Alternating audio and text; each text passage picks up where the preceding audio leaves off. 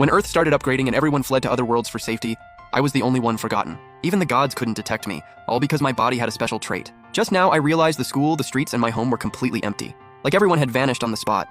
Even time was frozen at 2:45. While I was still confused, an angel in white appeared behind me. She told me what had happened here. Earth's EXP had maxed out, so it had to evolve to the next stage. Time would stop for 10 years, and divine power would fill the whole world. Humans would be able to use status windows, just like higher beings such as angels, to glimpse the secrets of the universe and themselves. But Earth would also upgrade into the Cataclysm era. To prevent humanity from going extinct, the gods sent humans to another world to learn divine power. That way, they'd have time to adapt and train. But because I had the special skill Shadow Concealment, the gods couldn't detect me. That's how I got left behind. To make up for not sending me away, God's messenger Rita would stay with me for 10 years. But Earth currently had no divine power, so I couldn't learn it at all. All I could do was train my body like crazy. During that time, Rita handled my food problem. I didn't even have to worry about doing dishes. 5 years passed quickly. I started learning spear techniques and Rita would guide me from the side. Before I knew it, I had studied martial arts for 4 years. Today, Rita suddenly suggested sparring with me. I charged at her with 9 years of strength, but with just a casual wave, she beat me. Rita said she would become my sparring partner. Even though I really didn't want to, I still endured a whole year of her beatdowns. Finally, I made it to this day, 10 years later. I dressed up nicely to welcome a new beginning. After saying a friendly goodbye to Rita, I stood nervously at the place where everyone had disappeared. I hated leaving Rita, but at least I could finally return to my old life. But even after several hours, no one came back. Rita appeared behind me awkwardly and said maybe something had gone wrong. I exploded in anger. I'd already waited 10 years.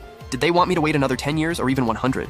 But 10 years passed, then 20, even 50 years, and people still never returned. My physique and spear skills had reached perfection, but I could barely remember what my parents looked like. Those 50 years of persistence had only made me stronger. But how much longer could I hold on? Would people ever come back? I was already sick of repeating martial arts training. Rita didn't want me to give up because the cataclysm might arrive at any time. So I told her that from now on, I planned to study properly. Doing the same thing forever would only make it harder to keep going. From then on, I spent every day reading, from novels to business books, then history, geography, chemistry, and more. After finishing every book in the library, I even learned other countries' languages. Then Rita and I started traveling the world to get through this boring life. While visiting different countries, I also read every book in the world. I didn't know how much time had passed, but I had no time to say I was tired. Before the cataclysm arrived, there was still a lot to prepare. Rita never expected that even after hundreds of years, I would still firmly believe humanity would return. She prayed that the gods would bring everyone back before Liu Weiyi reached his limit. Rita didn't want to see me give up on life. After reading every book, I started learning butchery. While I was focused on processing a wild boar, Rita told me that 274 years had already passed. Even for an angel, that was a very long time.